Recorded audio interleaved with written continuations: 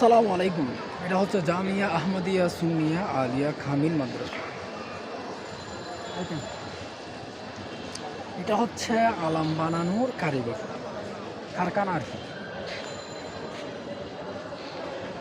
এখানে সব শৃঙ্খলা শৃঙ্খলাবিদ্ধ সন্তানরা কি লেখাপড়া করে, মারামারি লাঠি নিয়ে রাস্তায় নামে এরকম কোনো এখানে সন্তান নেই।